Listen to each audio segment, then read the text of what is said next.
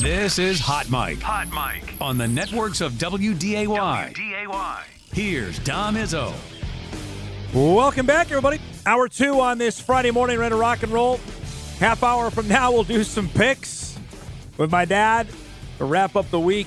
We got a plane to catch. North Dakota State heading down to Nashville, Tennessee for its matchup with Tennessee State tomorrow at Nissan Stadium. Much more on that. We'll give you a little tour of what to expect coming up in about 15 minutes or so. But the game of the weekend, I'll just flat out say it. It's not in Nashville, although we're going to have some fun. It's going to be in Bozeman tomorrow night when South Dakota State comes calling to take on Montana State in the back end of a home-and-home that was scheduled a few years ago. Remember that game was a classic in Brookings that South Dakota State won. Then they'll play tomorrow night, 7 o'clock Central on ESPN+. Our pleasure to have Montana State Athletic Director Leon Costello join us on this Friday morning. Busy man with a lot of going on, obviously, this weekend. And, of course, his former job was at South Dakota State, so I'm sure he's got a lot of people to visit with this weekend. First, thanks for doing this, bud. Anticipation, it's got to be through the roof in Bozeman, right? Yeah, obviously with the season last year, record-breaking season for us last year, anticipation, expectations are really high for this year. And, the home opener, Gold Rush, is always a spectacle. But when you're bringing in an opponent like South Dakota State, it's even higher. And we've seen a lot of great atmospheres in Bobcat Stadium, but in my time, I think this is living up to maybe be the best one yet. Okay, well, there it is. The gauntlet has been thrown down for Cat fans tomorrow. Do you know roughly how many Jackrabbit fans are going to be there tomorrow night?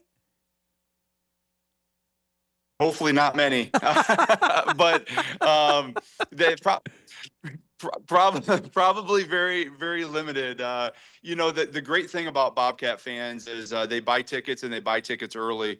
We sold out of our allotment of season tickets very early, and so there are very few single game tickets to buy.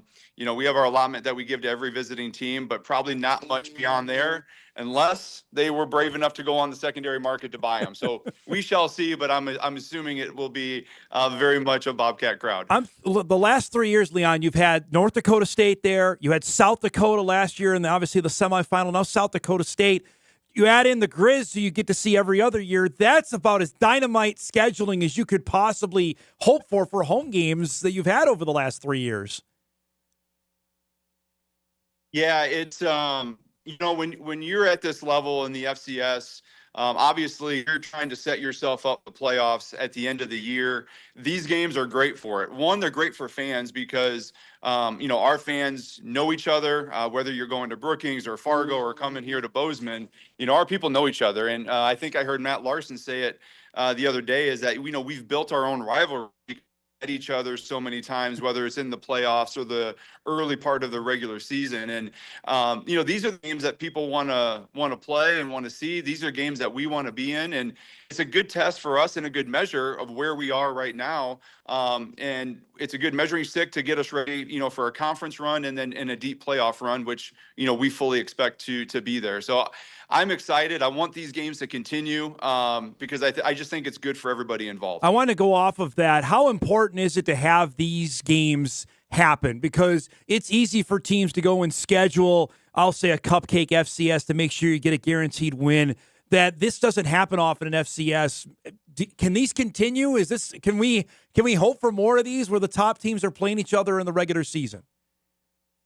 I think so. And in, my time at South Dakota State, working with Justin, we even talked about this on the basketball side is, our conferences and our schools are really similar because of where we're located, the success that we've had. It's really hard to schedule games. And I think these schools, the top schools in the FCS, are in the same position where, they're really good. It's hard to schedule games. And so we're sitting here going, looking at each other like, why don't we schedule each other? And that makes a lot of sense. And so my hope is we can continue to kind of rotate it around and continue to play games like this, having all the Dakotas come to Bozeman, having Montana State go to the Dakotas. It's good for us. And now I think with the expanded 12-game schedule, it opens the door to be able to schedule, more games like this. And, I just read something yesterday. It's like our last 8 games have been against playoff teams that were in the playoffs. Games like this get us ready for that stretch run. And so I think it's great for everybody. I know last week obviously didn't go the way you wanted. Are those games on life support, knowing that Big Ten has 9 conference games, the SEC is going to 9, the chances of playing like Oregon, those Washington, the teams that you've played out there, are you worried of the future of those still happening?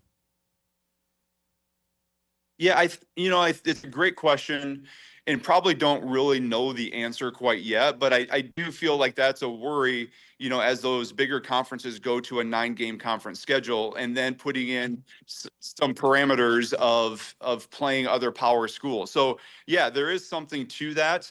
And I would say, look, we might look to schedule a little bit different now with a 12-game schedule as well. We scheduled the Oregon game back in 2019. Yeah. Well, if you go back to 2019, COVID hadn't happened. NIL hadn't happened. The transfer portal. None of this stuff had happened. It's a totally different world right now. And it is with scheduling, it's a puzzle piece. And I think we just got to be able to adjust and be flexible and be ready to go with what presents itself to us. Well, on the flip side, too, you guys have been really good. Are you not getting phone calls returned? NDSU's been in that boat forever. Are you getting no phone calls as well? We're getting very few phone calls to us, and we're getting even less phone calls returned. So, yeah. But, I think there's something to, like what I said, is getting playoff ready.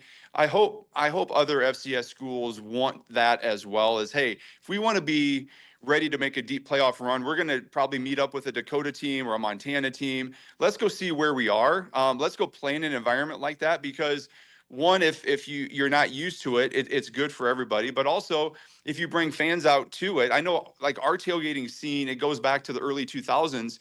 They went down to McNeese and they're like, wow, this is special. Like, we want that atmosphere to be at our home games. And, if we can help kind of build and drive FCS football, we want to be able to do that. And so, I think we'll look at scheduling hopefully more FCS schools with the expanded scheduling options. But I think you got to take what comes your way, though, too. When we were out there, Leon, in 2023, the indoor was being built. It's now done. Can you describe that being done and how that changes just your whole facility, just campus-wide now, with that being completed?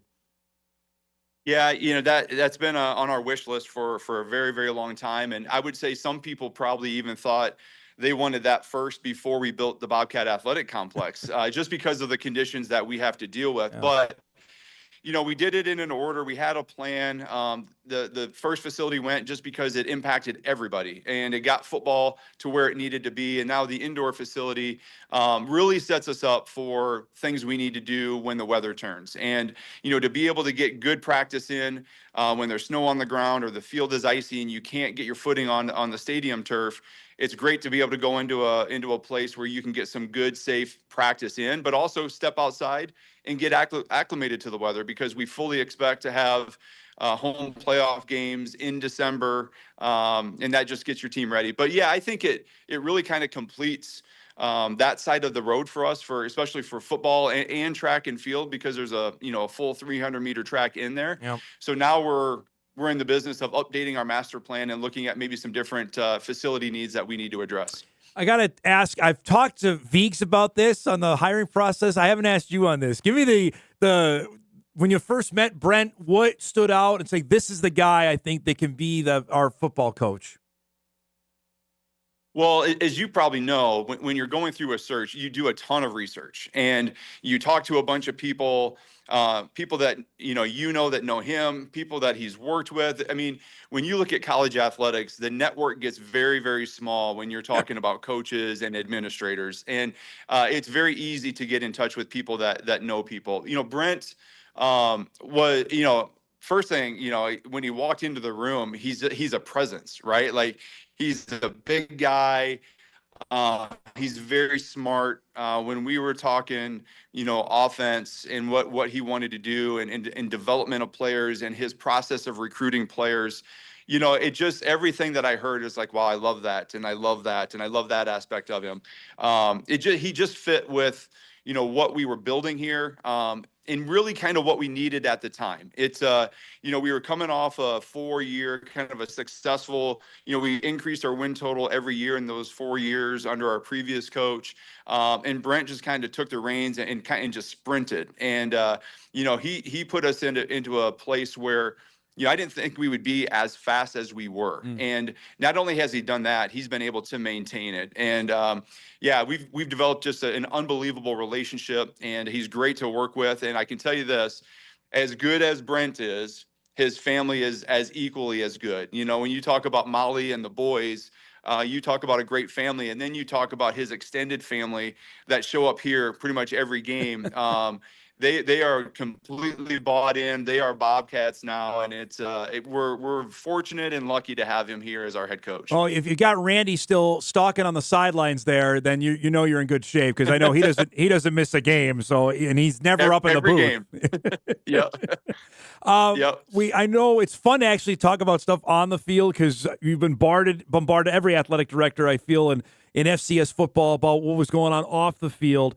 I have to ask, how did you guys get to where you were on the house settlement? I know once the late provisions were added to grandfather in the roster reductions, that was the deciding factor for, I know, North Dakota State and South Dakota State. Were you guys in the same boat on that? Yep. No, we were a little before, just because, and I think the main reason was we didn't have any roster issues. Where our rosters were, especially when you look at football and then some of the other sports like track and field, where you can have very large rosters. Our numbers weren't, if they were over, they weren't over very much. And, football might have been 2 spots. Track and field might have been 3. Everybody else met the roster requirement. So it was going to be very easy for us to meet those requirements immediately. And so it was very easy for us to be able to make that decision for that reason. Plus, our collective was up and running, and it was doing great things. And to be able to have a little bit more control over the collective and how, money or resources were going to be distributed, we wanted to make sure that that our fans knew that, one, this was important. But also now we weren't 2 separate entities where, when we went out to people, it was like, well, no, you have to go talk to the collective, or no, that's something you can talk to us about.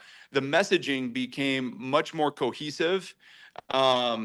And it unified kind of our messages to all of our fans on, hey, if you want to put your money here, here's an easy way to do it, because now we're unified, and now you can do it together with us. And to me, all of those factors together made it really easy to kind of jump in.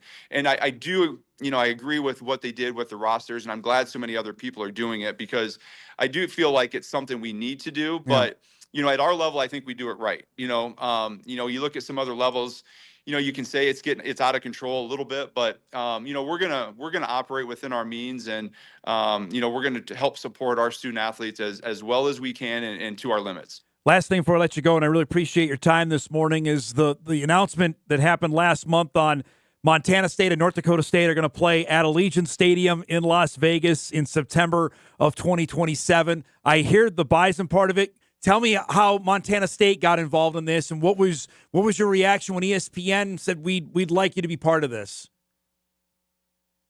Well, I think the funny part is we talk all the time. Whether it's Justin and I, or Matt and I, or even Kent Haslam and I, we talk all the time, because I feel like we are dealing with some of the same problems, but we're in different location with different fan bases. Like, our solutions can be very similar, but we're just in different locations. So it doesn't really affect everybody. We're just kind of in the same boat. And, as we're talking and thinking about where we are, kind of in this new world, this came about. And it came about, I think, because of our ESPN relationships, one with the Big Sky Conference, with the Missouri Valley Conference, and I know NDSU's relationship with ESPN.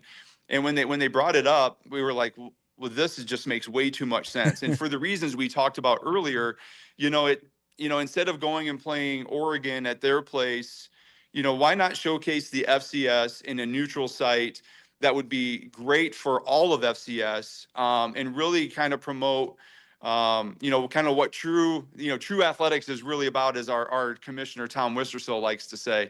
2 great programs going to a neutral site. I think people are going to be blown away by how much our fan bases travel and travel down to Vegas on a holiday weekend.